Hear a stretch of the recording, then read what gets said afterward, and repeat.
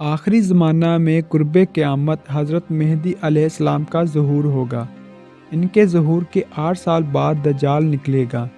اس کے بعد اس کو قتل کرنے کے لیے حضرت عیسیٰ علیہ السلام آسمان سے نازل ہوں گے۔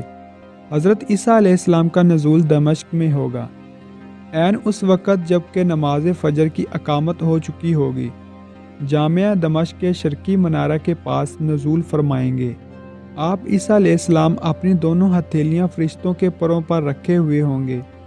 ان کی تشریف آوری پر امام مہدی علیہ السلام پیچھے ہٹ جائیں گے اور ان سے امامت کی درخواست کریں گے، مگر آپ علیہ السلام امام مہدی کو حکم فرمائیں گے کہ نماز پڑھائیں، کیونکہ اس نماز کی اقامت آپ کے لیے ہوئی ہے۔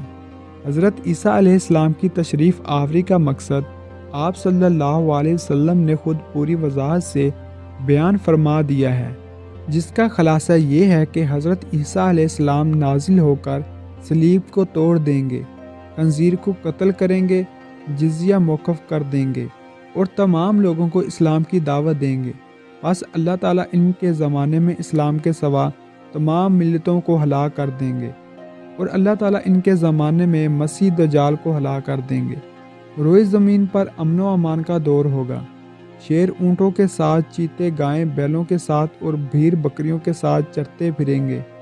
حضرت عیسیٰ علیہ السلام زمین پر 40 برس ٹھہریں گے، پھر ان کی وفات ہو جائے گی۔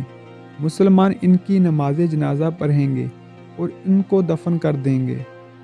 امام مہدی حضرت فاطمہ الزہرا رضی اللہ تعالیٰ کی نسل سے ہوں گے اور نجیب الطرفین سید ہوں گے۔ مدینہ منورہ میں ان کی پیدائش و تربیت ہوگی۔ ان کا نام محمد اور والد کا نام عبداللہ ہوگا۔ وہ شکل و شباہت اور اخلاق و شمائل میں حضرت محمد صلی اللہ علیہ وسلم کے مشابہ ہوں گے۔ وہ نبی نہیں ہوں گے، نہ ان پر وحی نازل ہوگی، اور نہ وہ نبوت کا دعویٰ کریں گے، اور نہ ہی ان کی نبوت پر کوئی ایمان لائے گا۔ مکہ مکرمہ میں ان کی بیت خلافت ہوگی اور بیت المقدس ان کی ہجرت گاہ ہوگا۔ بیت خلافت کے وقت ان کی عمر 40 برس کی ہوگی۔ ان کی خلافت کے 7ویں سال دجال نکلے گا اور حضرت عیسیٰ علیہ السلام کے ہاتھوں ہلاک ہوگا۔ حضرت مہدی کے 2 سال حضرت عیسیٰ علیہ السلام کی میت میں گزریں گے اور 49 برس کی عمر میں ان کا وصال ہوگا۔